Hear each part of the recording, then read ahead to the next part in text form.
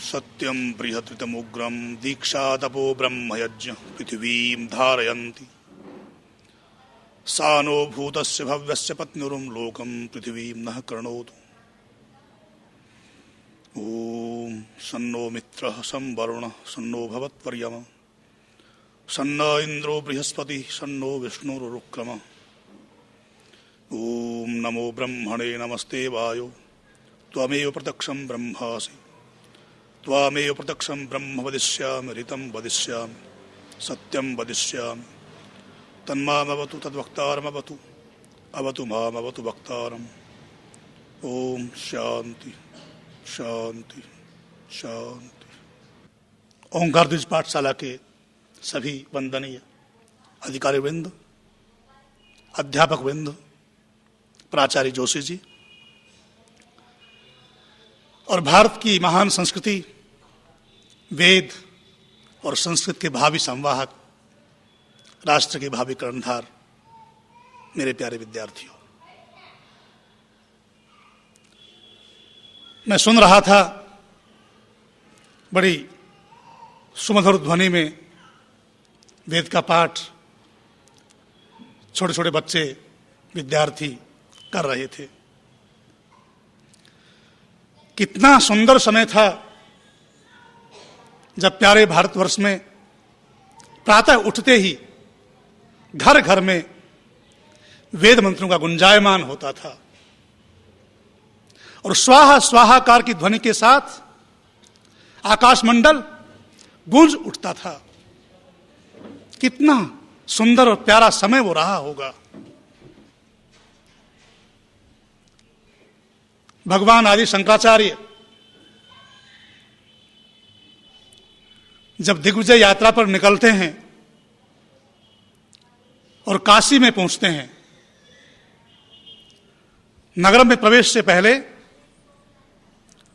पानी भरने वाली महिलाओं से पूछते हैं कि बहनों, मैंने इस देश के महान विद्वान मंडन मिश्र के यहां जाना है, मुझे उनका घर बताओ। पानी भरने वाली महिलाएं कहती हैं, महात्मन, आपको पंडित मिश्र जी के यहां जाना है तो सुनो, आप जाइए नगर के अंदर,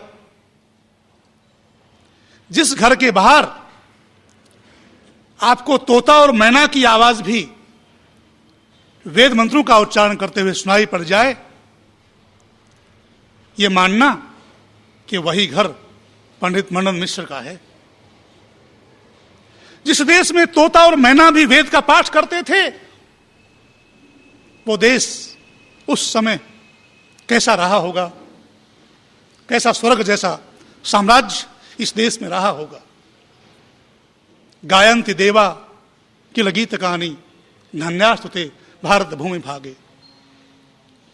स्वर्ग के देवता भी जिस देश के गीत गाते हुए नहीं थकते, ऐसे इस पावन धरा भारत भूमि में हम सबका जन्म हुआ है। आप और हम बड़े सौभाग्यशाली हैं कि ऐसे देवभूमि भारतवर्ष में जन्म लेकर के हम अपने जीवन को कृतार्थ कर रहे हैं। और आप सब विद्यार्थी जन तो सबसे ज्यादा सौभाग्यशाली हैं कि आपको दुनिया की सबसे प्राचीन धरोहर वेद का ज्ञान और पाठ करने का सौभाग्य प्राप्त हुआ है। दुनिया की सबसे प्राचीन धरोहर की रक्षा करने का दायित्व आप सब पर है। भविष्य में आप ही इस महान संस्कृति के संवाहक होंगे, आप ही इस महान संस्कृति के रक्षक होंगे। इस देश के हजारों विद्वान ब्राह्मण आज भी कोई एक वेद को याद कर रहा है, किसी ने 2 वेदों को कंठस्थ किया हुआ है, कोई चतुर्वेदी है, कोई त्रिवेदी है। परंपरा से चले आ रहे हैं। इन विद्वान तपस्वी ब्राह्मणों ने बड़े परिश्रम से, बड़े तप से आज तक वेदों की रक्षा की है। अन्य सब ग्रंथों में प्रक्षेप हुआ, चाहे रामायण हो चाहे महाभारत हो, परंतु वेदों में कोई प्रक्षेप नहीं है। उसका कारण है, हमारे माननीय विद्वान अध्यापक वृंद उस बात को जानते हैं,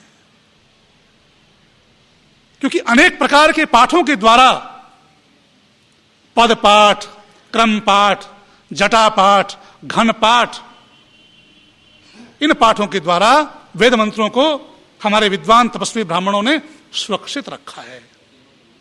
उनमें प्रक्षेप कोई कर ही नहीं सकता, करना चाहे तो भी।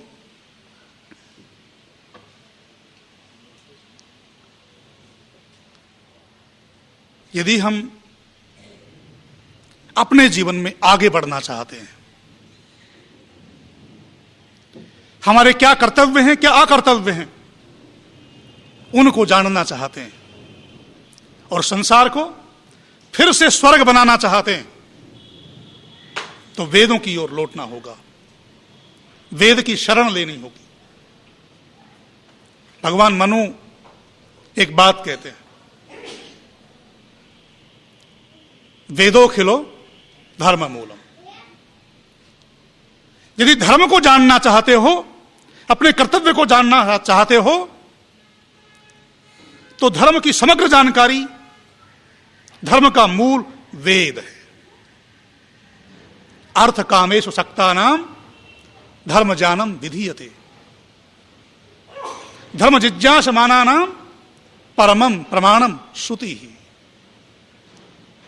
वेद को श्रुति क्यों कहते हैं?